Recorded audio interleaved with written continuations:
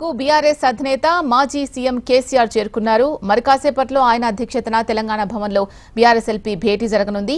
Assembly సమావేశాల్లో అనుసరించాల్సిన వ్యూహంపై ఈ సమావేశంలో చర్చించనున్నారు. పార్టీ క్యాడర్ కు దిశానిర్దేశం చేయనున్నారు గులాబీ బాస్. ప్రభుత్వ హామీల అమలు, రైతుల సమస్యలే ప్రధాన ఎజెండాగా సభలో ముందుకు వెళ్లేలా బీఆర్ఎస్ వ్యూహం రచిస్తోంది.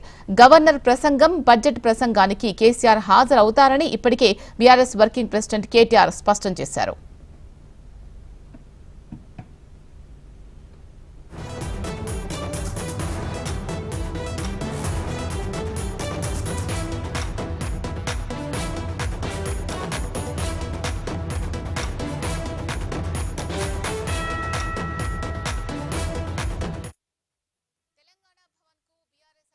మాజీ సీఎం కేసీఆర్ చేరుకున్నారు. దీనికి సంబంధించి పూర్తి సమాచారం అందించడానికి మా ప్రతినిధి ప్రవీణ్ తెలంగాణ భవన్ నుంచి లైవ్ లో సిద్ధంగా ఉన్నారు. ప్రవీణ్, చెప్పండి, తెలంగాణ భవన్ కు మాజీ సీఎం కేసీఆర్ చేరుకున్నట్టు తెలుస్తోంది. ఎన్ని గంటలకు మీటింగ్ ప్రారంభం కానుంది?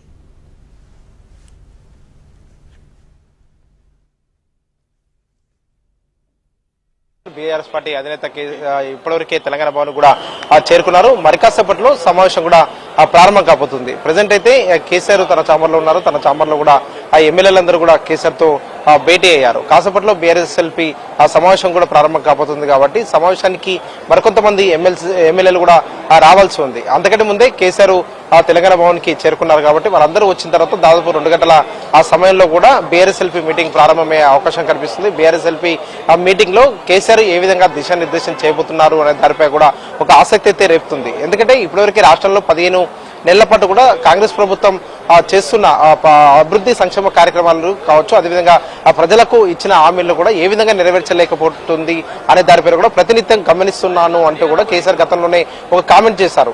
ఈ నేపథ్యంలో మాత్రం ప్రభుత్వాన్ని శాసనసభ, శాసన మండలి వేదికగా ఏ విధంగా ప్రశ్నించాలి అనే దానిపై కూడా ఎమ్మెల్యేలకు, అదేవిధంగా ఎమ్మెల్సీలకు కూడా ఆ దిశానిర్దేశం చేయబోతున్నారని చెప్పుకోవచ్చు. మరికాసేపట్లో ప్రారంభమయ్యే ఈ సమావేశంలో మాత్రం మొదటగా రాష్ట్రంలో ఇరిగేషన్ ప్రాజెక్టుల విషయానికి వస్తే మాత్రం రాష్ట్రంలో చాలా వరకు కూడా ప్రాజెక్టులు ఉన్నాయి. ప్రాజెక్టులను కూడా ఆ నిండుకుండలా నింపడానికి మాత్రం కాంగ్రెస్ ప్రభుత్వం అలసత్వం వహిస్తుంది. రైతులకు సంబంధించిన మాత్రం పంట పొలాలకు కూడా ఆ నీళ్లు ఇవ్వలేకపోతుంది అనే దానిపైన కూడా శాసనసభ వేదిక నుంచి కూడా ప్రభుత్వాన్ని ప్రశ్నించాలని చెప్పేసి కూడా ఇప్పటివరకే ఆ కేసీఆర్ భావిస్తున్నారు. ఇదే అంశంపై కూడా ఎమ్మెల్యేలకు, ఎమ్మెల్యేలకు కూడా ఆ సూచనలు చేయబోతున్నారు. ఇప్పటివరకే నల్గొండ జిల్లాకు సంబంధించి చాలా ఎకరాలలో కూడా ఇప్పటివరకే పంట ఎండిపోయింది. కాబట్టి అక్కడ రైతాంగం ఎదుర్కొంటున్న సమస్యలు కావచ్చు, రైతాంగం ఇప్పటివరకే మాత్రం అక్కడ నీళ్లు ఇవ్వాలని చెప్పేసి కూడా ఏదైతే రాష్ట్ర ప్రభుత్వాన్ని ఇరిగేషన్ శాఖ కూడా కోరుతున్నారో, అదేవిధంగా రాష్ట్ర వ్యాప్తంగా కూడా ఇప్పటివరకే చాలా వరకు కూడా వరి పంట ఎండిపోతుంది. వాటిపైన కూడా రాష్ట్ర ప్రభుత్వం ఎక్కడ కూడా స్పందించట్లేదు అనే దానిపై కూడా బీఆర్ఎస్ ప్రభుత్వం పైన కూడా కామెంట్లు చేస్తూ వస్తుంది. ఇదే విషయాన్ని కూడా శాసనసభ వేదిక కావచ్చు, అదేవిధంగా మండలి వేదిక కూడా ప్రభుత్వాన్ని కూడా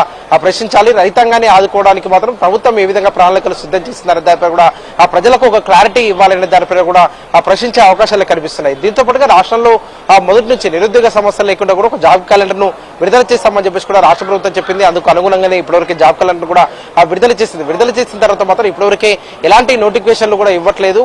గత ప్రభుత్వంలో కూడా ఏదైతే ఆ ఉద్యోగ నియామకాలకు సంబంధించిన మాత్రం ఉద్యోగాలు జరిగిన తర్వాత మాత్రం ఓన్లీ సర్టిఫికెట్లు ఇచ్చి మాత్రం రాష్ట్ర ప్రభుత్వం మాత్రం తన ఖాతాలో వేసుకుంటుంది అనే దానిపై కూడా బీఆర్ఎస్ ఇప్పటివరకే కామెంట్లు చేస్తుంది. రాష్ట్ర ప్రభుత్వం ఆ 15 నెలల వ్యవధిలో దాదాపు 5,000 ఉద్యోగాలు మాత్రమే ఇప్పటివరకు ఇచ్చారు. కానీ రాష్ట్ర ప్రభుత్వం చెప్తున్న 55,000 ఉద్యోగాలు, 50,000 ఉద్యోగాలు గత బీఆర్ఎస్ ఆ ప్రభుత్వంలో ఇచ్చినవే. కానీ ఓన్లీ సర్టిఫికెట్లు ఇచ్చి మాత్రమే మేము ఉద్యోగాలు ఇచ్చామని చెప్పేసి కూడా ఇప్పటివరకే చెప్తున్నారంటూ కూడా ఇప్పటివరకు బీఆర్ఎస్ ఒక కామెంట్ చేస్తున్న సిచ్యువేషన్ కనిపిస్తుంది. దీంతో పాటుగా ఆ రైతాంగానికి సంబంధించినంత రైతు రుణమాఫీ, రైతు భరోసా విషయాల్లో మాత్రం రైతులందరికీ కూడా అయ్యిందని చెప్పేసి కూడా గతం నుంచి కూడా ఆ ముఖ్యమంత్రి కావచ్చు, అదేవిధంగా మంత్రులు కూడా చెప్తూ వస్తున్నారు. కానీ రాష్ట్రంలో ఇప్పటివరకు 50% మంది రైతులకు కూడా రుణమాఫీ అవ్వలేదు. రుణమాఫీ కానీ రైతులు చాలా వరకు ఉన్నారు. వారందరికీ కూడా రాష్ట్ర ప్రభుత్వం వెంటనే కూడా రుణమాఫీ చేయాలని చెప్పేసి కూడా గతం నుంచి కూడా బీఆర్ఎస్ డిమాండ్ చేస్తుంది. దీనికి అనుగుణంగా కూడా సభలు కూడా వివిధ నియోజకవర్గాల్లో ఏర్పాటు చేసింది. ఆ సభలు ఏర్పాటు చేసిన అనంతరం కూడా అక్కడ ప్రజల్ని, అదేవిధంగా రైతాంగాన్ని కూడా తెలుసుకున్నారు. ఏదైతే రైతు రుణమాఫీకి సంబంధించినంత వరకు రాష్ట్ర ప్రభుత్వం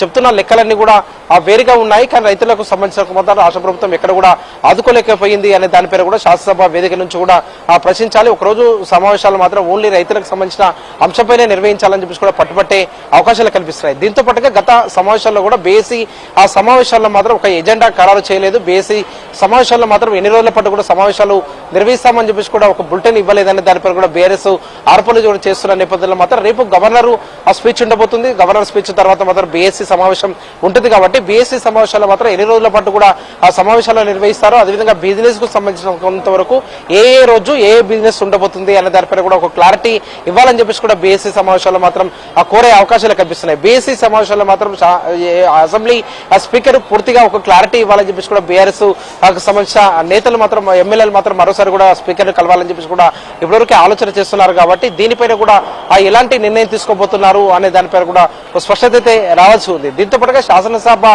సమావేశాలకు సంబంధించిన బడ్జెట్ సమావేశాలు మాత్రం దాదాపు నెల రోజుల పాటు కూడా నిర్వహించాలని చెప్పేసి కూడా రాష్ట్ర ప్రభుత్వం పైన కూడా ఒత్తిడి తెచ్చే అవకాశం కనిపిస్తుంది. ప్రతి అంశం పైన కూడా ఒక్కొక్క రోజు సభ నిర్వహిస్తే మాత్రం రాష్ట్ర ప్రజలకు రాష్ట్ర ప్రభుత్వం చేసిన అభివృద్ధి సంక్షేమ కార్యక్రమాలు తెలుస్తాయి. అదేవిధంగా ఆ ప్రతిపక్ష పార్టీలోగా ఉన్న బీఆర్ఎస్ మాత్రం ప్రజలకు సంబంధించిన అంశంపైన కూడా ఆ ప్రభుత్వాన్ని ప్రశ్నిస్తాం, ప్రభుత్వం దృష్టి కూడా తీసుకెళ్తాం. కాబట్టి తగినంత సమయం మాత్రం ప్రతిపక్ష పార్టీ అయిన బీఆర్ఎస్ కూడా సభలో కూడా మాట్లాడే అవకాశం ఇవ్వాలని చెప్పేసి కూడా కోరే అవకాశాలు అయితే కనిపిస్తున్నాయి. దీంతో పాటుగా రాష్ట్ర ప్రజలకు సంబంధించినందుకు మాత్రం మొదటి నుంచి బీఆర్ఎస్ కు సంబంధించినందుకు మాత్రం బీఆర్ఎస్ నేతలు ఒక పక్క హైడ్రా కావచ్చు, దాంతో పాటుగా రాష్ట్రంలో మాత్రం కొంతవరకు అంటే లాఠీచార్జ్ జరిగిన పరిస్థితుల సందర్భంలో కూడా రాష్ట్రంలో మాత్రం ల్యాండ్ ఆర్డర్ కూడా కొంతవరకు అదుపు తప్పుతుంది. కాబట్టి దానిపైన కూడా ఆ శాసనసభ వేదిక నుంచి కూడా ప్రశ్నించాలని చెప్పేసి కూడా ఇప్పటివరకు ఒక నిర్ణయం తీసుకున్నట్టు కూడా ఆ సమాచారం. దీంతో పాటుగా రాష్ట్రంలో ఆ రైతాంగానికి సంబంధించిన ఇష్యూస్ ని మెయిన్ గా తీసుకున్న తర్వాత ఎస్ఎల్బీసీలో టన్నులకు సంబంధించిన గత ప్రభుత్వం బీఆర్ఎస్ హయాంలో మాత్రం పట్టించుకోవట్లేదు. కాబట్టి ఎస్ఎల్బీసీ ఆ టన్నులు ఇప్పటివరకు కూలిపోయిందని చెప్పేసి కూడా ఇప్పటివరకే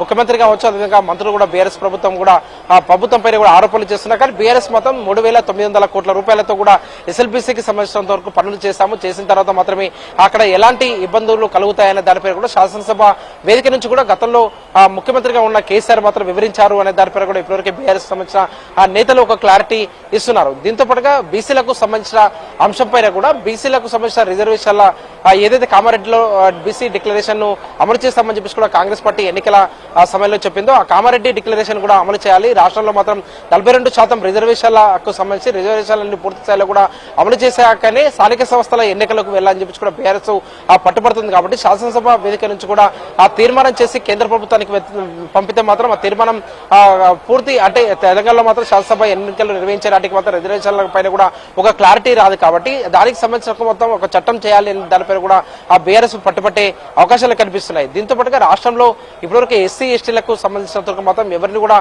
రాష్ట్ర ప్రభుత్వానికి సంబంధించినంత మాత్రం ఎవరిని ఇబ్బంది పెట్టదలుచుకోలేదు. రాష్ట్రంలో మాత్రం ఎస్సీలకు సంబంధించినంత వరకు మాత్రం ఇప్పటివరకు ఎస్సీ ఈ కేటగిరీ విషయంలో మాత్రం ఒక క్లారిటీగా ప్రభుత్వం ఉంది. కానీ ఎవరిని కూడా తక్కువ చూడట్లేదు రాష్ట్ర ప్రభుత్వం అనే దానిపై కూడా ఇప్పటివరకు ఒక క్లారిటీ ఇస్తుంది. కాబట్టి దీనిపైన కూడా ఏ విధంగా ప్రసంగించబోతున్నారు శాసనసభ వేదికల నుంచి, ఏ విధంగా టాపిక్ గా సమావేశాలు కూడా జరగబోతున్నాయి ఆటాటుగా అనే దానిపై కూడా స్పష్టత అయితే రావాల్సి ఉందని చెప్పుకోవచ్చు. దీంతో పాటుగా ప్రశ్నోత్తరాల సమయంలో మాత్రం బీఆర్ఎస్ కు సంబంధించినంత వరకు బీఆర్ఎస్ ఎమ్మెల్యేలు కావచ్చు, బీఆర్ఎస్ పార్టీ నుంచి ఏవైతే ఆ ప్రశ్నలు ఇస్తారో ఆ ప్రశ్నలు ఇచ్చినా కూడా ఆ ప్రశ్నోత్తరాల సమయంలో మాత్రం టేబుల్ పైకి రాగానే ఆ క్వశ్చన్ ని మాత్రం అంటే నెక్స్ట్ డేకి కూడా పోస్ట్ పోన్ చేస్తున్నారు. నెక్స్ట్ డేకి పోస్ట్ పోన్ చేసిన తర్వాత మాత్రం అది టేబుల్ మీదకి రావట్లేదు. కాబట్టి రాష్ట్ర ప్రభుత్వాన్ని ఏదైతే ప్రశ్నించాలని చెప్పేసి కూడా ఆ ప్రతిపక్ష పార్టీ అయిన బీఆర్ఎస్ భావిస్తుందో వాటన్నిటి కూడా ఆ ప్రశ్నించకుండా కూడా అవుతుంది అనే దానిపై కూడా ఒక నిర్ణయం కూడా తీసుకునే అవకాశం ఉంది. రేపు స్పీకర్ కలిసి ఈ అంశంపై కూడా తెలిపే అవకాశాలు అయితే కనిపిస్తున్నాయి. మరి కాసేపట్లో ఆ బీఆర్ఎస్ఎల్పీ సమావేశంతో ప్రారంభం కాబోతుంది. 15 నెలల ఆ కాంగ్రెస్ ప్రభుత్వ పాలనలో మాత్రం దాదాపు 1,50,000 కోట్ల వరకు కూడా ఇప్పటి వరకే అప్పులు చేసింది. ఈ అప్పులకు సంబంధించి ఈ అప్పులు చేసిన తర్వాత మాత్రం ఏ అభివృద్ధి సంక్షేమ కార్యక్రమాలు కూడా రాష్ట్ర ప్రభుత్వం ఖర్చు పెట్టింది అనే దానిపై కూడా ఒక క్లారిటీ ఇవ్వాలని చెప్పేసి కూడా కోరే అవకాశాలు కనిపిస్తున్నాయి. దీంతో పాటుగా గత బడ్జెట్ లో ఎంతైతే బడ్జెట్ కేటాయింపులు చేసిందో ఆ బడ్జెట్ కేటాయింపులు చేసిన తర్వాత మాత్రం ఎంతవరకు ఖర్చు చేశారు, ఖర్చు చేసిన దానికి కూడా పూర్తి స్థాయిలో ఒక శ్వేతపత్రం ఇవ్వాలని చెప్పేసి కూడా బీఆర్ఎస్ పార్టీ తరఫున కూడా డిమాండ్ చేసే అవకాశాలు అయితే కనిపిస్తున్నాయి. కానీ రాష్ట్ర ప్రభుత్వం 15 నెలల కాలంలో అభివృద్ధి సంక్షేమ కార్యక్రమాలు ఏమి చేసిందో వాటన్నిటి కూడా ఒక శ్వేతపత్రం ఇవ్వాలని చెప్పేసి కూడా బీఆర్ఎస్ పార్టీ డిమాండ్ చేయాలని చెప్పేసి కూడా ఇప్పటివరకు ఒక నిర్ణయం అయితే తీసుకుంది. అందులో భాగంగానే మరికాసేపట్లో జరగబోయే బీఆర్ఎస్ఎల్పీ సమావేశాల్లో మాత్రం కేసీఆర్ ఎమ్మెల్యేలు ఎమ్మెల్సీలకు ఏ విధంగా దిశానిర్దేశం చేయబోతున్నారు అనే దానిపై కూడా స్పష్టత అయితే రావాల్సింది. మరికాసేపట్లో సమావేశం ప్రారంభం కాబోతుంది. కాబట్టి సమావేశం ముగిసిన తర్వాత మాత్రం ఆ బీఆర్ఎస్ పార్టీ ఎలాంటి దసరా కార్యక్రమాలు చేపట్టబోతుంది, అదేవిధంగా ఆ శాసన సభ అదేవిధంగా శాసన మండలిలో కూడా ప్రభుత్వాన్ని ఏ విధంగా ప్రశ్నించబోతుంది, ప్రతి ప్రశ్నకు కూడా మంత్రులు సమాధానం ఇవ్వాలి. అదేవిధంగా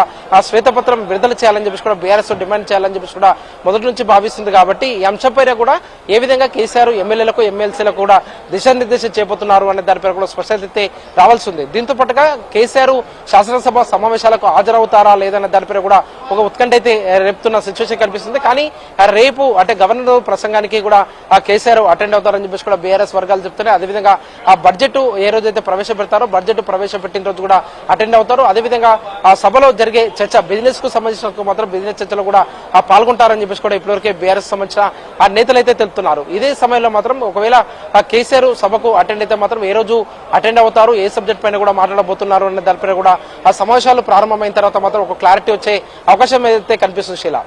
రైట్. Thank you Praveen.